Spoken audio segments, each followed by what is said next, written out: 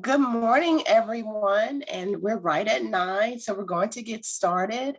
Welcome to session 5 of our Leader Professional Development series, Leading the Charge for Evidence-Based Literacy Practices. It's hard to believe that we're at session 5 already.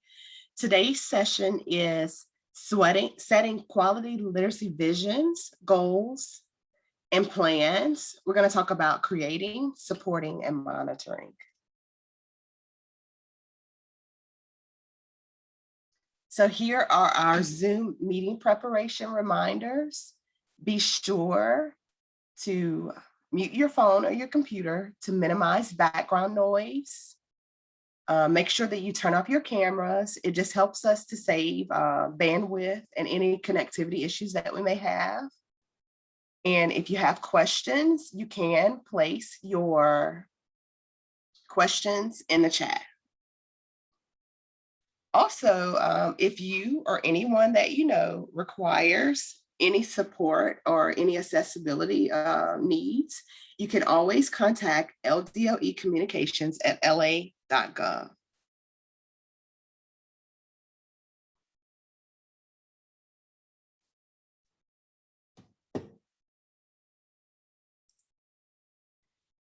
Just in case you're new to the Leader series, I am Katasha Edwards. I am a literacy PD specialist here at the department and excited to be with you. I am an educator with 20 plus years of education, both classroom experience and leadership experience. So I'm excited to be with you today.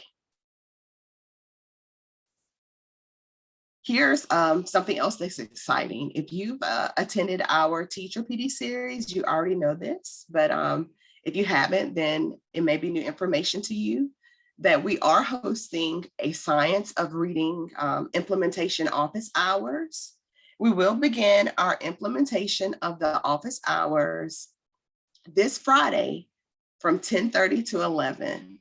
It will be hosted in Zoom, and here's the link to the Zoom. And the password for the Zoom is literacy. And we're going to have a member of our team drop that information into the chat for you so that if you're interested in attending, it'll be an exciting time. It'll be Sarah Stolman, our teacher PD specialist. Also, Lisa Holiday from our literacy team and myself will be there. So if you have any questions about the science of reading or implementation processes behind the science of reading, we invite you to join us this Friday. As usual, I always begin with the literacy division mission. I think that's really important today because this whole session is about quality literacy visions and mission. So the literacy division mission is that all students will have improved literacy outcomes through high quality instruction and interactions by an effective teacher supported by leaders and families. Our department priority is to provide the highest quality teaching and learning environment from birth through graduation, and our focus area is literacy.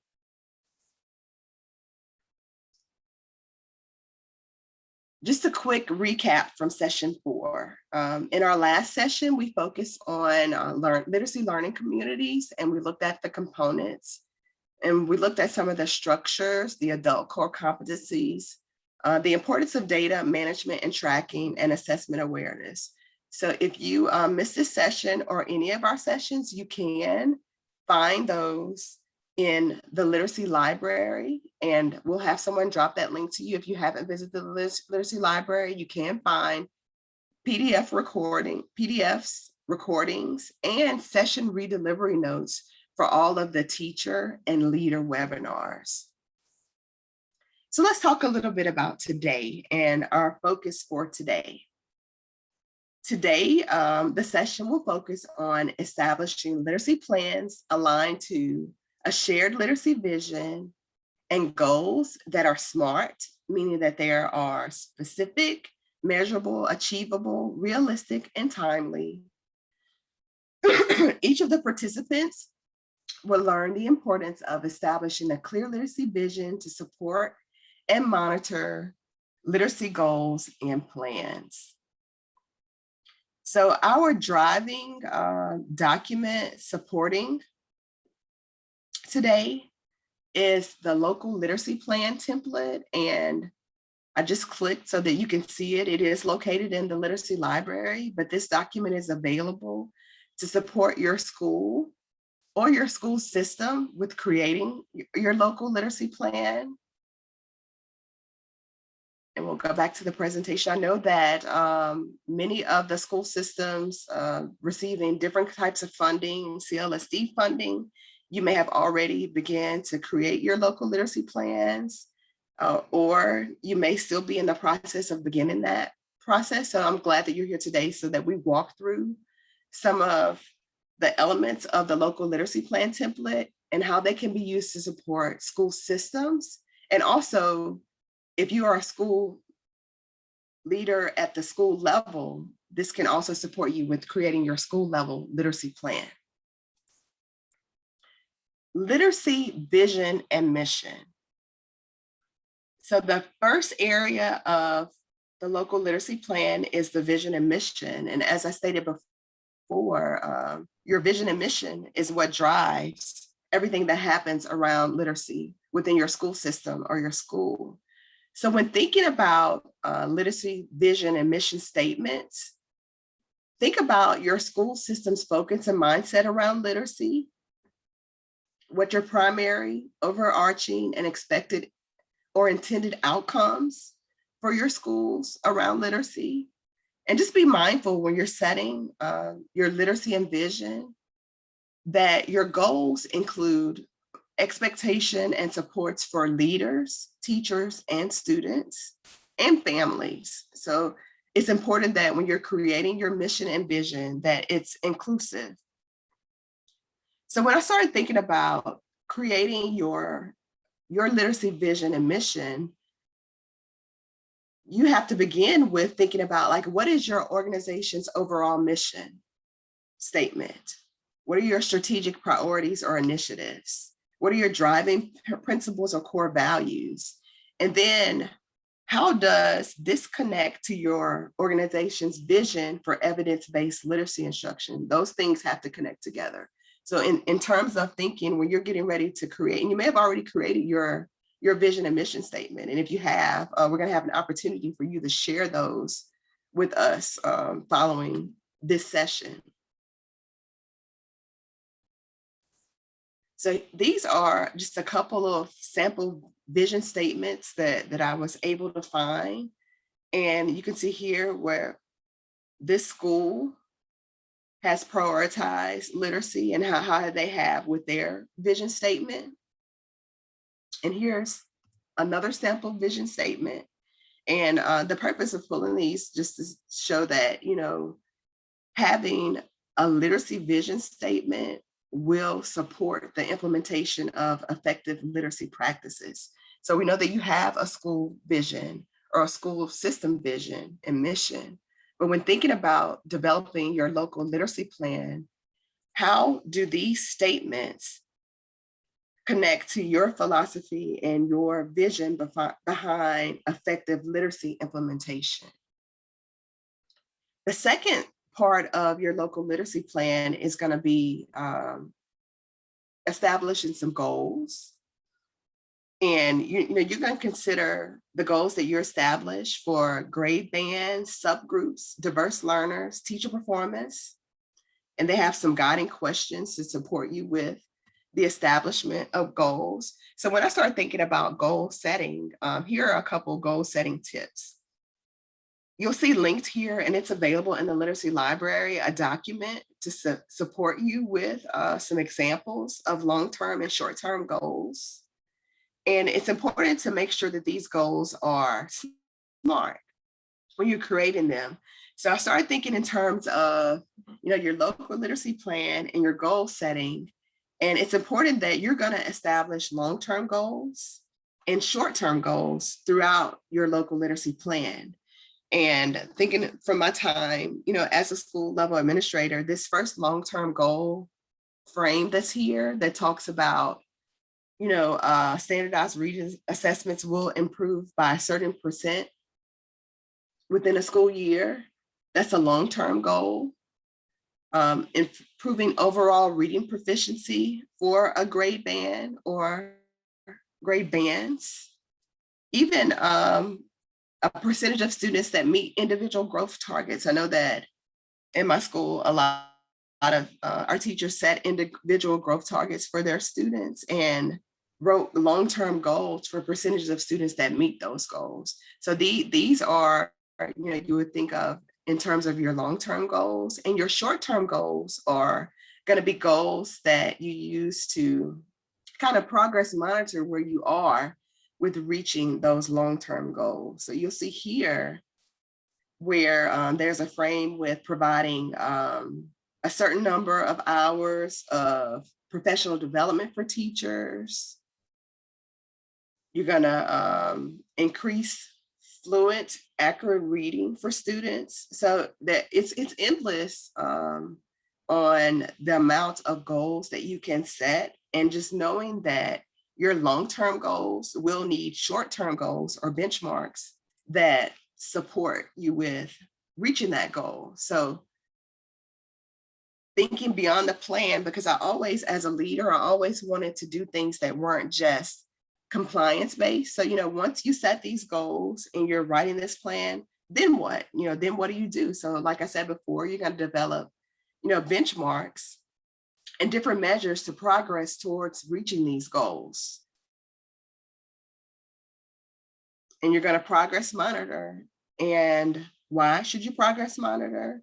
It's going to allow teachers to identify, students who aren't benefiting from the general curriculum or the tier 1 curriculum, those students that may need some additional support. And it's going to provide opportunities for you at the teacher, school, or district level to make some adjustments, so that we can support students with reaching those goals.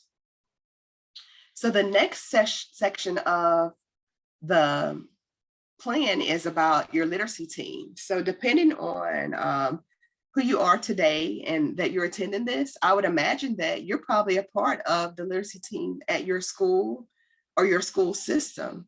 So the guiding questions that support creating these literacy teams are, thinking about who's going to be a part of these, what are their roles, like what is your specific role, and what are you going to add to your literacy team? And then beyond just establishing a team because this plan requires a team, how are you going to put your team into action? Are you going to have meetings? When are you going to meetings? What are the frequency of those meetings? And how are you going to monitor the effectiveness of your plan? Your literacy team are going to be your integral. When I was thinking about this last night, it's kind of like the A team. I don't know how many of y'all were in the 80s and you had your A team, your team that was going to get the job done. So, think about your literacy team is going to think about what are we doing, why are we doing it, and how we know that it worked. So just be sure that as you're developing your team, that you're purposeful, that your team is integral in creating those goals, that the goals that you create are data-driven, and that you have a plan to monitor those goals, and that you have people and resources that are going to initiate and sustain your school or your district's literacy initiative. So, this is your driving force behind your literacy initiative, whether this is at the school or the system level. Your literacy team is going to be integral in making sure that those literacy initiatives move forward. So the management action plan is actually, to me, this is like the meat of your local literacy plan.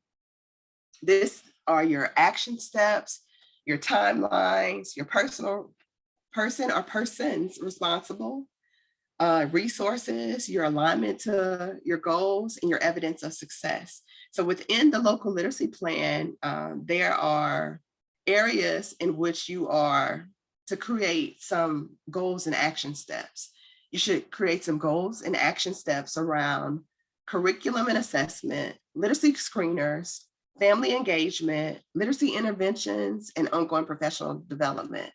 So when I was thinking last night, if I was in my school and this was almost August, because we're almost August, and we were working with my literacy team to create our plan, what kind of goals would I write? And I know that, these are just sample goals that I took a stab at writing, and you're going to use your data and your school's information to form your plan. But I knew that in terms of literacy curriculum and assessments, that one of the things that I would be writing a goal around would be the implementation of my literacy block schedule. So, and even when I wrote this, initially I had percentages, but they were just distracting because for the purpose of today, that's not the most important part.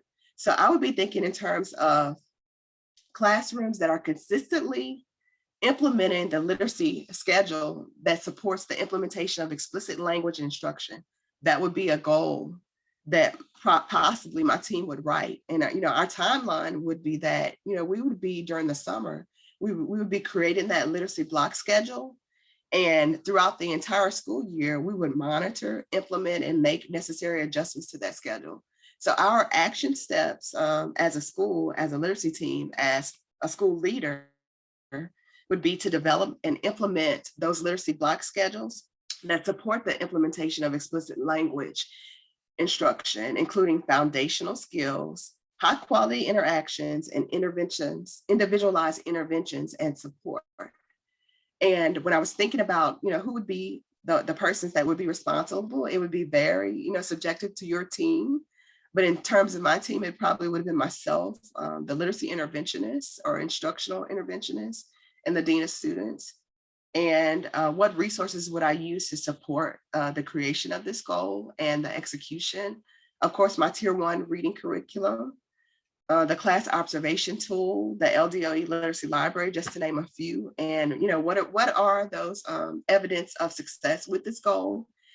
Hopefully I would see it in my classroom walkthrough data, my classroom observations, in the literacy block schedules, and the school-wide intervention schedule. So this would be just one sample of a goal that you guys could write. So then I started thinking about the literacy screener area and writing a goal, aligned to literacy screener. So here I looked at increasing the overall proficiency of students in kindergarten through 3rd grade by a certain percentage during 2021-2020 school year. That would be my goal.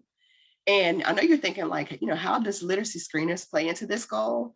So my action steps would be, collecting, and analyzing multiple data points of student data from our screeners to progress monitoring, diagnostic assessments, formative assessments, at all grade bands would be the action steps that, I would take. And looking at the persons responsible, looking at all of our different screeners as our resources and evidence of success in just this area would be, our literacy data collection templates, our learning community discussion logs. And if I were to write a second action step for this same goal, after we collect and analyze these multiple data points, my second action step would immediately go into, looking at those interventions supports and making sure that we are implementing the intervention supports and monitoring those. And, those would be 2 examples of action steps that could support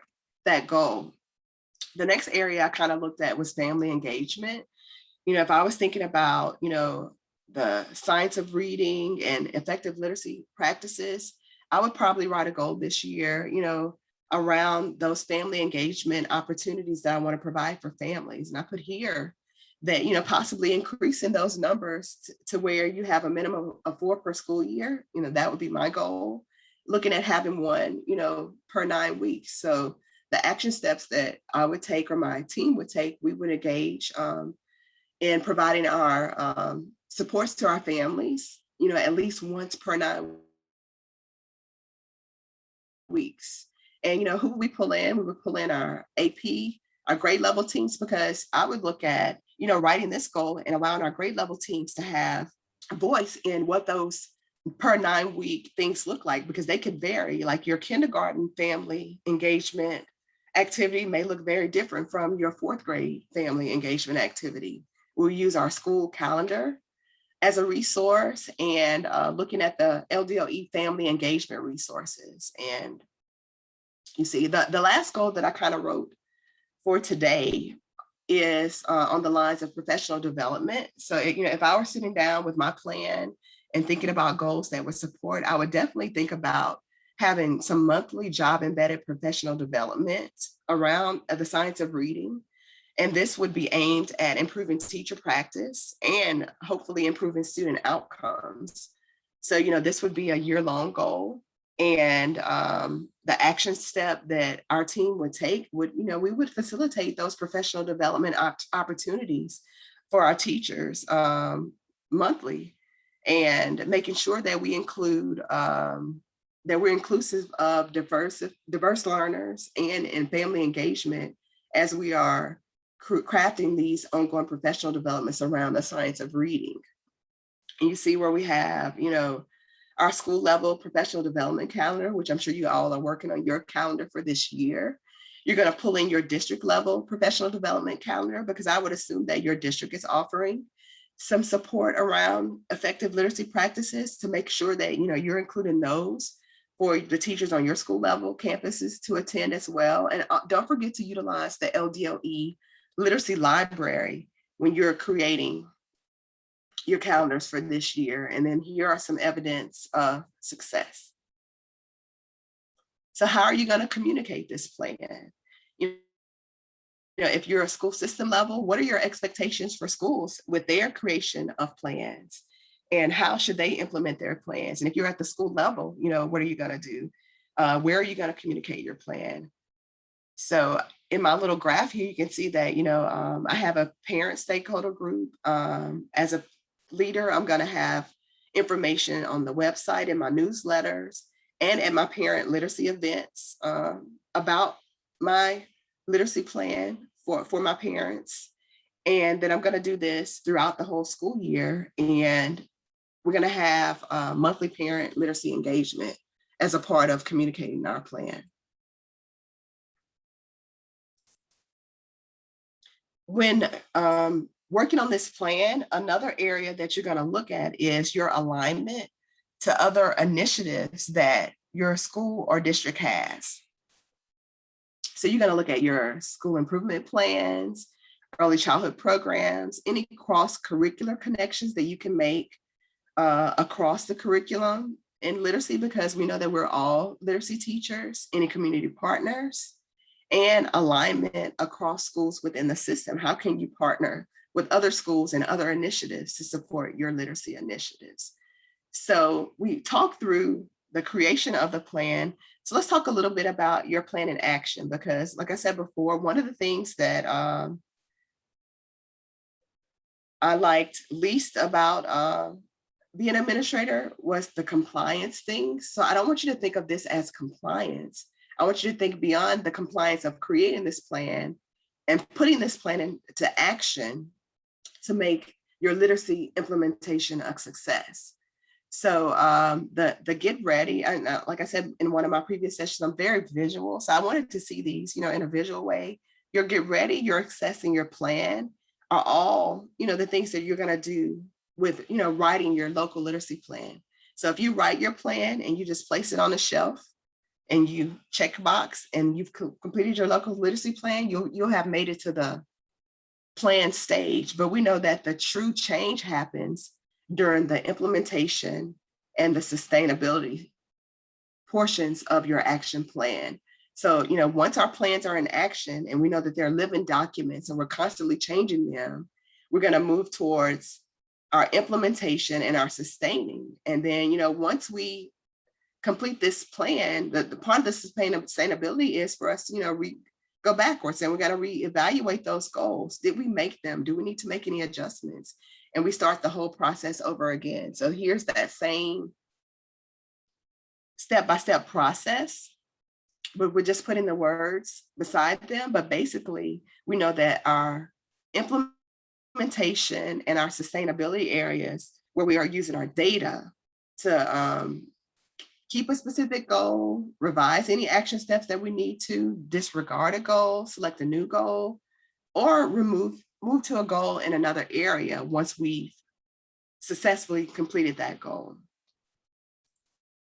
So during each of my sessions, I have really enjoyed doing just a quick science of reading spotlight. So for today, today's Science of Reading Spotlight is when your student is identified as a struggling reader, where do you begin? What questions should you ask? And I'm just thinking in terms of, as a school level leader, you're in your learning community, you're maybe you're an instructional coach and your teacher pulls you to the side and says, student A has a problem with reading comprehension. I don't know what to do. Now, if you've been attending our teacher series, Sarah has done an amazing job. She's really walked through those word recognition strands. And at her last session yesterday, she really talked a little bit. She moved into the language comprehension strands. She talked a little bit about background knowledge. So if you have an opportunity to walk through those sessions with your teachers, that would be an amazing start, to supporting the effective literacy instruction within your school. But in the interim, just to help you answer this question, as a leader, when that teacher comes into your PLC to say, student A just has a problem with reading comprehension and I don't know what to do. Here's some questions that could kind of support you with supporting that teacher. So you're going to ask, if students have or they lack skills in any of these areas, are they lacking skills that help them understand, organize, and remember information? And we know that those are in those language word meeting, and we know that's in that vocabulary strand, which is the language comprehension strand. Do they have the ability to read fluently and understand what they're reading? And we know that's both of the strands together. Can they read fluently, and then can they understand, which is the definition of skill reading? Are they able to decode words, or do they have interest or motivation to read? And just thinking about back to yesterday to Sarah's session on background knowledge, and how important building background knowledge is to supporting students with comprehension. That really ties to that bullet about interest and motivation to read. So a resource that I have here for you guys, if you are in that PLC and you want to know where to start with your team or your teachers, this is the quick guide for reading assessment from the AIM Institute. I had an opportunity to attend one of those sessions during our virtual summit about a month ago. So, if your teacher comes in and the student has difficulty accessing those comprehension skills, it tells you step by step, like some things that you may want to do and some areas that you may not want to walk through the teacher with supporting the students with reading comprehension. So, if they're strong, well, they probably wouldn't bring them to the PLC. But if they're weak, you would consider the need for a language comprehension assessment, but you can always go down and you're going to assess fluency. And if they're strong in fluency, but weak in comprehension, you're going to direct that teacher to focus on vocabulary and comprehension skills. But maybe they're weak in fluency, and you're going to go even deeper to assess those word recognition skills and their oral reading fluency. And if they're strong in oral reading fluency, where you can focus to support them with possibly enhancing their reading comprehension. But just say they're weak in word recognition, and you're going to look down to decoding. And you're going to look at, the letter sound fluency, nonsense word fluency, or reading fluency. And if it gives you indication if they're strong here, then what to do, which is focus on the fluency skills in both words and text levels. And if not, you're going to go down, and you're going to even go down to the phonemic awareness level. So I thought this was just a powerful tool as we're looking at building your toolbox around the science of reading, and a resource that could support you. And we're probably going to look at some of those other areas in that intervention session that we have scheduled for next Thursday. So I know we're almost at time, but we're at the reflection session. And I really want you, in terms of your literacy vision and mission, here at the department, we're so excited about the hashtag Reading Revival. And we want, I want you to share your literacy vision and missions with us. and with your colleagues. So if you're willing to share if you've already developed a clearly defined literacy vision and mission and you want to share, you're willing to share, you can email me at katasha.edwards@la.gov. Or we really want to continue this conversation on social media. If you use Twitter or any social media outlets and you want to continue this conversation about literacy vision and missions, you can tweet or post with the hashtag Reading Revival or Louisiana Literacy. Before we end today, definitely take a few minutes to do the session feedback. I'm so appreciative of the feedback, and I don't want you to feel like we're not monitoring it and we're not looking at it. I'm definitely looking at it as we plan out subsequent PDs, and hopefully you'll be able to jump on the office hours and we'll be able to give you some additional support there. But just continue to place that feedback, because we are we're crafting future PD, and we're excited. I'm excited about the opportunity to be able to engage with other literacy leaders across the state and just be thought partners around effective literacy implementation. As usual, you can contact me by email at katasha.edwards@la.gov, or you can email Louisiana Literacy at la.gov with any questions or suggestions. I know that we are just right at time. I want to really thank you for attending today's session.